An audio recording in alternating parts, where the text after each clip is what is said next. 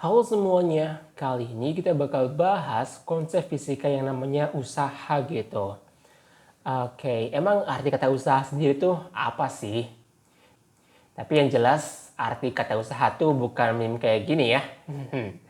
Usaha secara fisika itu definisinya gini, yaitu tentang perpindahan suatu benda akibat gaya yang bekerja gitu.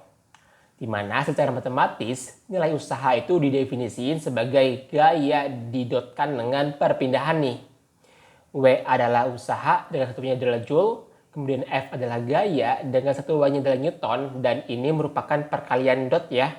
Serta delta X merupakan perpindahan gitu, dengan satuannya adalah meter. Nah, operasi vektor dot kalau kita uraikan nilainya sama aja kayak gini nih, yaitu W sama dengan F dikalikan dengan delta X dikalikan dengan cos theta, di mana theta ini merupakan sudut yang mengapit antara gaya dengan perpindahannya. Oke, gimana? Kira-kira dari definisi usaha udah mulai paham belum konsepnya? Biar lebih paham, coba yuk kita masuk ke contoh soal.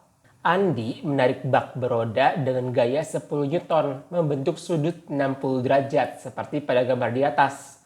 Jika bak roda tersebut berpindah sejauh 10 meter, pertanyaannya adalah berapakah usaha Andi? Oke. Diketahui bahwa gaya yang bekerja adalah 10 Newton. Kemudian sudut apit antara gaya dengan perpindahannya adalah 60 derajat. Dan delta X-nya atau perpindahannya adalah 10 meter. Yang ditanya yaitu berapa sih usahanya? Oke, coba yuk kita jawab. Nilai usaha sama dengan gaya dikalikan dengan perpindahan dikalikan dengan cos theta, yaitu sudut yang mengapit antara gaya dengan perpindahannya nih. Kalau kita masukkan nilainya kurang lebih kayak gini, yaitu 10 Newton dikalikan dengan 10 meter dikali dengan cos 60 derajat. 10 kali 10 ya nilainya adalah 100 ya. Kemudian cos 60 nilainya adalah setengah. 100 dibagi 2 adalah 50 nih. Berarti usahanya sama dengan 50 joule gitu. Oke, jadi kita udah tahu ya bahwa usaha Andi untuk menarik bak beroda dengan gaya 10 Newton sejauh 10 meter dengan sudut apit 60 derajat, nilai usahanya adalah 50 joule. Oke, kurang lebih itu sih cara gunain rumus tentang usaha nih. Tapi gimana ceritanya nih? Kalau seandainya gaya yang bekerja pada suatu benda itu lebih dari satu. Contohnya tuh kayak gini. Ada sebuah benda yang lagi diam nih. Terus kita beri gaya nih. F1 ke arah kanan dan F2 ke arah kiri. Oke, kemudian benda ini berpindah ke kanan sejauh delta X. Pertanyaannya adalah, berapa nih usaha yang dikerjakan oleh sistem? Oke. Jadi kita akan tinjau usaha oleh gaya F1 dulu aja kali ya. Nah, nilai usahanya yaitu W sama dengan F1 dikalikan dengan perpindahannya delta X dikalikan cos 0. Karena garis dan arah gayanya itu sama dengan arah perpindahannya. Berarti kan sudut yang mengapitnya adalah 0 derajat gitu ya. Nah, cos 0 nilainya berapa? Yaitu 1. Berarti nilai W1 sama dengan F1 dikalikan dengan delta X. Kita simpan persamaan 1 nih. Gitu. Sedangkan kalau kita tinjau usaha oleh gaya F2, nilainya kayak gimana nih? Nilainya yaitu W2 sama dengan F2 dikalikan dengan delta X dikalikan dengan cos 180 derajat. Loh, kok 180 derajat? Iya, jadi gini. Ketika perpindahannya ke arah kanan tapi gaya yang bekerja ke arah kiri, berarti kan sudut apit antara gaya yang bekerja dengan perpindahannya adalah berapa nih? 180 derajat gitu. Nah, cos 180 derajat nilainya adalah minus 1. Berarti W2 nilainya adalah minus F2 dikalikan dengan delta X. Kita simpan persamaan 2 nih. Terus kalau kita pengen tahu usaha totalnya yang bekerja, yaitu jumlahin aja nih. W1 tambah W2 sama dengan F1 dikalikan dengan delta X tambah minus F2 dikalikan dengan delta X. Atau kita bisa tuliskan nih, yaitu W sama dengan F1 dikurangi F2 dikalikan dengan delta X. Nah, F1 dikurangi F2 ini merupakan resultan gaya nggak sih? Iya, berarti kalau misalnya kita ambil kesimpulan secara general, untuk menyelesaikan usaha yang dikerjakan lebih dari satu gaya, kita perlu tahu dulu nih, yaitu resultan gayanya berapa gitu. Kalau udah tahu resultan gayanya berapa, ya udah kita bisa pakai nih, yaitu W atau work atau usaha sama dengan FR, yaitu gaya resultan, dikalikan dengan delta X, dikalikan dengan cos theta. Nah, biar lebih paham, kita masuk ke contoh soalnya aja kali ya. Sebuah benda ditarik oleh dua gaya seperti pada gambar di atas. Jika gaya pertama dan kedua berturut-turut adalah 20 Newton dan 10 Newton, kemudian benda berpindah 10 meter, pertanyaannya adalah berapakah total usahanya? Oke. Diketahui bahwa F1-nya sama dengan 20 Newton, F2-nya adalah 10 Newton. Nah, dari sini kita bisa tahu ya, benda ini bakal bergerak ke gaya yang lebih besar. Itu kemana? Ke F1 ya, karena F1 itu lebih besar daripada F2. Alhasil benda bakal bergerak ke arah kanan gitu. Dimana perpindahannya yaitu 10 meter. Dan yang ditanya yaitu berapa sih usahanya? Kalau kita jawab nilainya gini. F resultan sama dengan F1 dikurangi F2 nih. Yaitu 20 dikurangi 10 Newton. Nilainya berapa? Yaitu 10 Newton ya. Oke, kita udah tahu nih gaya resultannya adalah 10 Newton.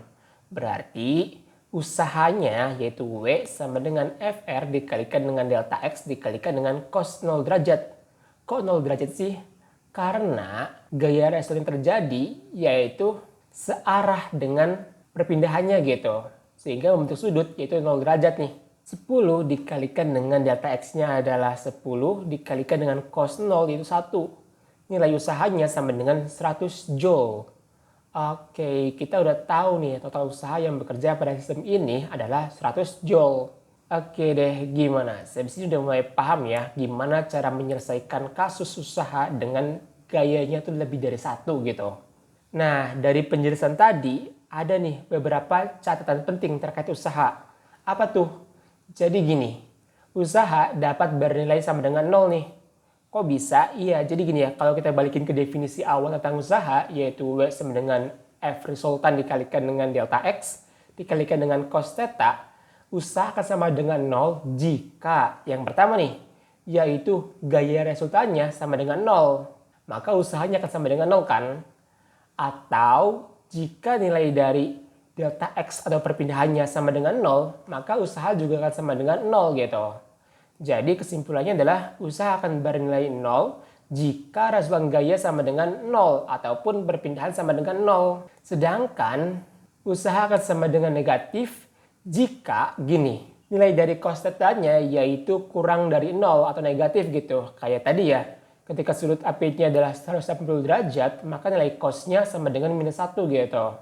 Terus gini, nilai perpindahannya kalau kurang dari 0, maka dia akan bernilai negatif ya.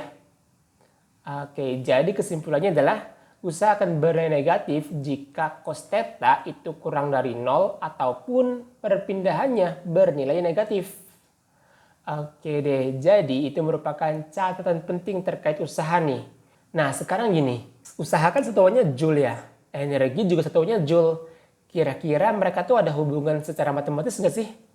Nah, buat taunya kita akan bahas nih, yaitu hubungan antara usaha dengan energi potensial. Gimana tuh? Kita balikin ke definisi awal dari usaha, yaitu W sama dengan F dikalikan dengan delta X dikalikan dengan cos theta nih. Contoh kasusnya gini ya, ada sebuah benda yang kita jatuhkan dari ketinggian H1 nih. Kemudian benda ini kan akan mengalami gaya berat ya atau gaya gravitasi gitu. Yang nilainya adalah M kali G. Alhasil selang waktu delta T benda akan berubah nih kedudukannya. Semisal di sini ya. Berarti di sini ada perubahan kedudukan nih. Mulai dari H1 berubah jadi H2. Nah, kalau kita pengen tahu berapa sih perpindahannya yaitu delta X. Jadi nilai delta X ini adalah H2 dikurangi H1 nih. Atau kita bisa tuliskan bahwa sama dengan minus kurung buka H1 dikurangi H2 ya. Kita simpan persamaan satu nih.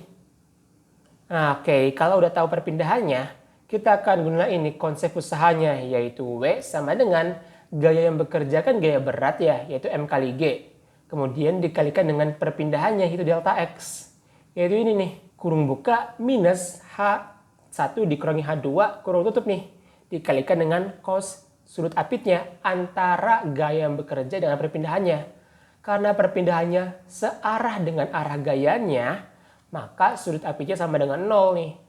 Cos 0 bernilai berapa? 1 ya. Berarti kalau kita masukin nilai ini ya, yaitu minus MGH1 dikurangi MGH2 dikalikan dengan 1 nih. Nah, MGH itu kan rumus dari energi potensial ya.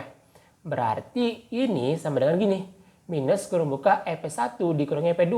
Atau dengan kata lain, usaha oleh gaya gravitasi ini adalah minus perubahan energi potensialnya nih.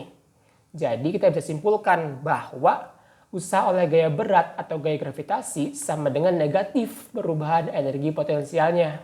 Oke, jadi kurang lebih itu ya hubungan antara usaha dengan energi potensialnya nih. Terus kalau seandainya kita pengen tahu hubungan antara usaha dengan energi kinetik gimana? Ya sama nih, kita akan balikin ke definisi usaha, yaitu gini. Usaha sama dengan gaya yang bekerja dikalikan dengan perpindahan dikalikan dengan cos sudut apitnya. Contoh kasusnya gini ya, semisal ya ada sebuah benda yang mula-mula dia punya kecepatan V1 nih.